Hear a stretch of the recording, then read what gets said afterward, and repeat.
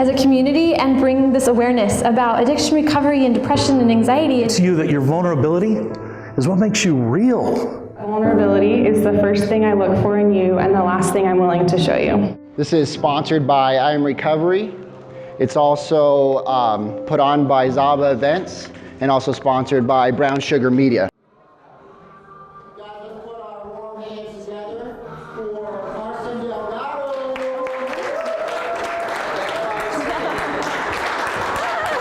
Oh, goodness. Well, thank you everyone for letting me come today. I'm so grateful, and I have to admit, I totally get it when someone hears about a free consultation. They're like, I don't even know this person. I don't even know what she does or how would I help her. So I'm really excited. Who got it? All right. Well, I look forward to, if you feel like I could help, I would love to help. So, and before I started, I just wanted to thank Shelly and Laura and Tina. Give them a round of applause. They did such a great job, right? I learned so much, and I am so grateful that we get to come together as a community and bring this awareness about addiction recovery and depression and anxiety and break that stigma, right? And learn about all the different tools that we have to be able to heal. It was really interesting. Jared, he invited me to come and work as a practitioner in his practice. And I thought to myself, I know nothing about addiction. I know nothing about addiction recovery. I know about OCD and panic disorder and anxiety and depression because I've dealt with that and I've helped patients through it.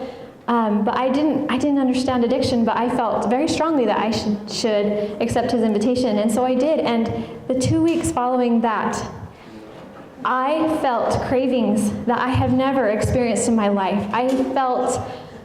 I felt these deep emotions that I did not know where they were coming from, and I prayed. I was like, what is this? What am I feeling? What is going on? And I was told that it was because I was supposed to understand what it's like. And I have to just tell you how amazed I am at each of you who have gone through addiction and who are working through recovery. You are so strong and you are so amazing, and I know that you can overcome. And I think it's such an opportunity for us when we are going through struggles like this, because we have to ask for help. It's not something that we can overcome on our own. And what an amazing opportunity for us to reach out to each other and to ask for help and to search for ways to heal and to recover, and that we're able to see someone else who's gone through it. And we know that because so-and-so, because our friend or our uncle or our neighbor has gone through addiction recovery and has been able to stay sober, that we can do it too. And it is powerful and it is beautiful and amazing. So I just wanted to let each of you know how proud I am of each of you. And through all the struggles that you've gone through, you're stronger than you know, and you're being able to realize how strong you are to come through on the other end. And you're going to be able to help so many others that will cross your path as well. So thank you so much. So tonight, I know that the title of my speech was rather large, but basically I wanted to discuss anxiety and depression and some of the root causes, because there are a myriad of causes, correct? But the more we learn about these different potential causes, we can work to treat them. We can work to help so that we get a holistic picture in view. So I wanted to talk a little bit about the adrenal glands and our brain. And I know Tina kind of talked about our brain and the frontal cortex and the parts of our brain that are involved with addiction and involved with post-traumatic stress and things. So this is just going to kind of piggyback on her lecture. And I'm a visual learner, so I am going to kind of meander over here to the whiteboard and just draw a basic picture to kind of help you get this mental picture in your mind. And I am not an artist. I didn't study under Picasso, so please forgive me. But I hope that it's going to be simple enough that it'll make sense. So here is our brain. Well, some of you, your brain might be really big, but so here's your brain, right? And it's such a complex organ, but I'm going to break it down into some simplistic terms. We have two parts to our nervous system, two parts to our brain, in the fact that there are hormones produced that help us to stay awake and alert and learn and process everything, including our emotions. So that side of our brain is going to be more of like the excitatory, stimulating hormones. So some of these, and you may be familiar with dopamine, right? That's kind of a really important one. We also have epinephrine, also known as adrenaline. And then we have norepinephrine. So these help us to focus and stay alert, learn, and remember things.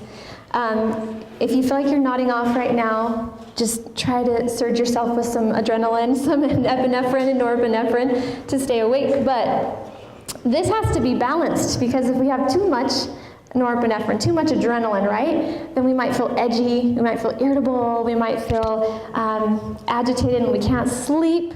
And so as a result, we need to have the other hormones in the brain, or neurotransmitters as they're called, we need to have them in balance as well.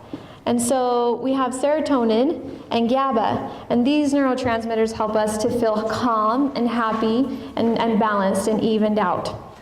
So when we're born, we have a lot of these neurotransmitters, specifically the serotonin and GABA, stored in our brain to help us with trauma, to help us with disappointment, with the difficulties of life as we're growing up as a child, regardless of our circumstances. But what can happen when we experience stress? And as Tina said, it can be a one-time event of severe stress, or it can be multiple insults of a chronic stressor in our life.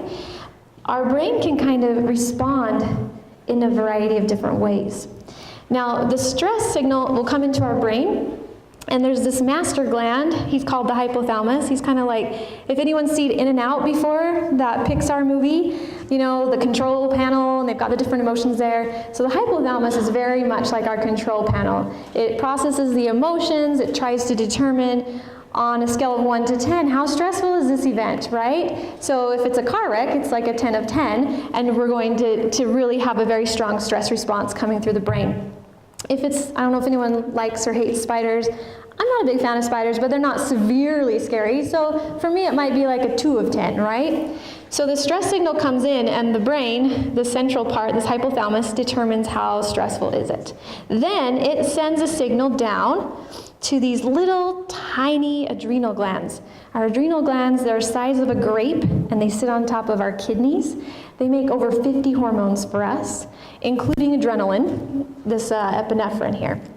And so the stress signal comes down to the adrenals from the brain and says, hey, there's a spider. She needs a little adrenaline. She needs to kill the spider. So it's like, okay, fine. And then it kicks out a little bit of adrenaline. And then I get enough adrenaline to kill the spider, right?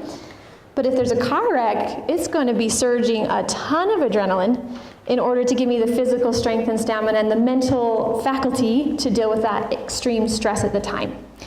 Following that, though, we get a lot of inflammation in our body. So like your blood pressure goes up, your blood sugar goes up when you have that adrenaline release. And so as a result, you need to have your stress hormone called cortisol produced as well.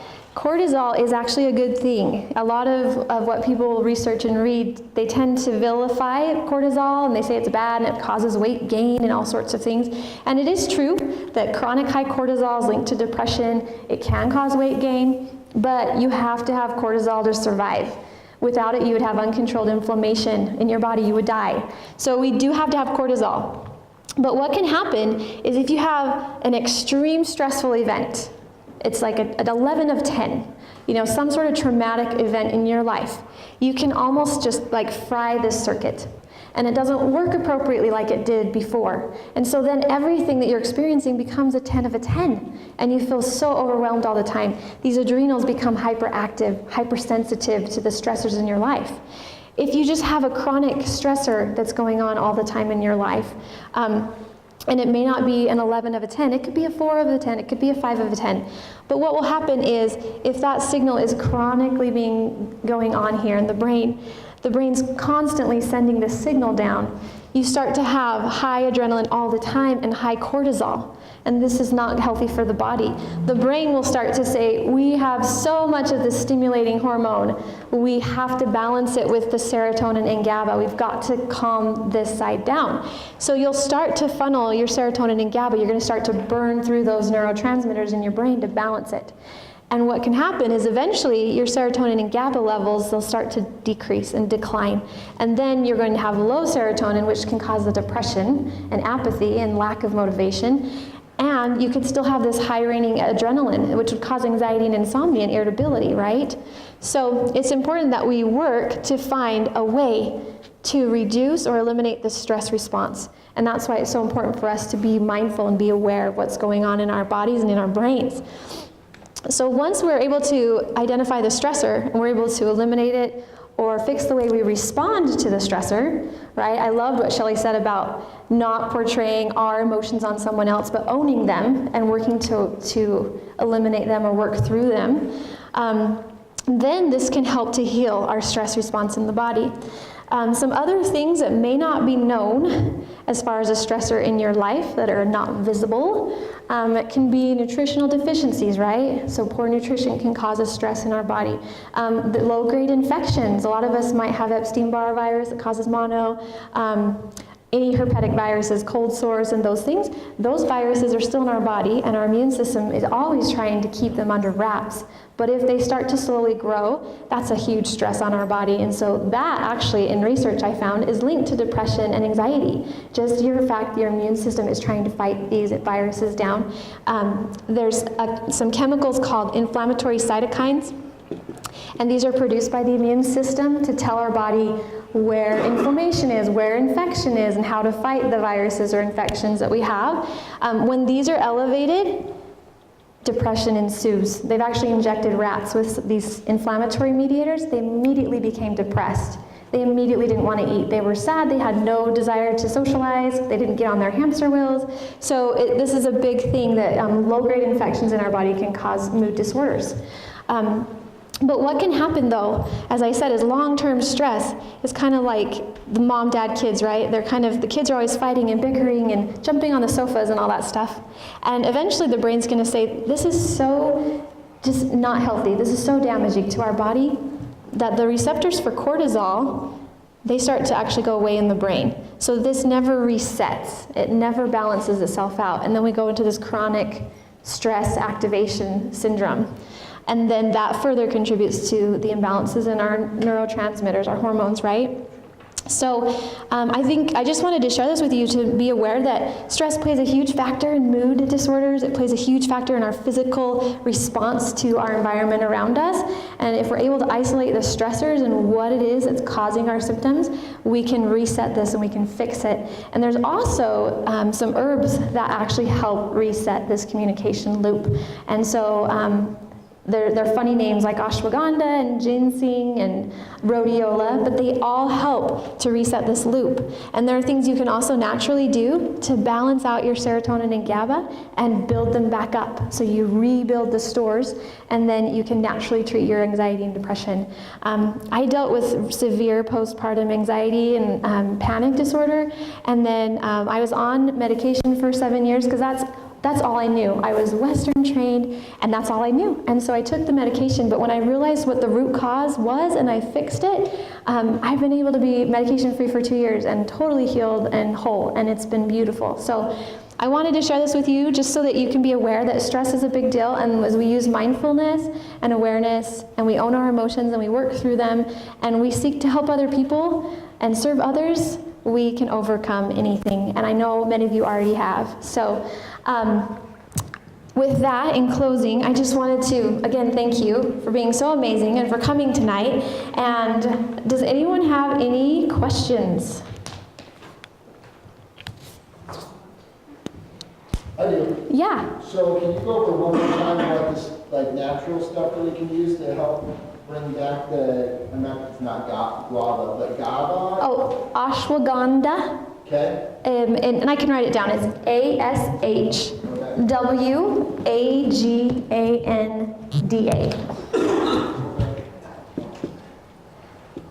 And another really good one is rhodiola. Rhodiola helps. Sometimes the adrenals will get so fried and tired that initially you were in this high stress, high anxiety, and then they just burn out, and then you're just so fried and apathetic. And so rhodiola helps to improve the epinephrine and norepinephrine. So it's when you're like on the couch, no desire to do anything, you're so overwhelmed with every little stressor, rhodiola could be a really good one. A word about caffeine. So a lot of us use caffeine as a stimulant because we're tired and it's just kind of a nice little pick-me-up, right? Long-term though, caffeine use kicks the adrenals when they're down. So if we're tired, there's usually a reason for it, and we should try to find the reason and address it through like appropriate nutrition or supplementation if we need it. But long-term caffeine is just like you're just pushing these adrenals to do more and more and more when they're already so tired. And so I know it's hard to get off caffeine, but it's something to consider, especially if you struggle with like a mood disorder. It can affect the way you respond to your medications or the efficacy of your treatment plan. Yes? Is there something like more natural that you could take that would help with your energy levels besides caffeine? Yeah, so the ginseng rhodiola, there is green tea extract, which is more of like a natural source. So those can be helpful.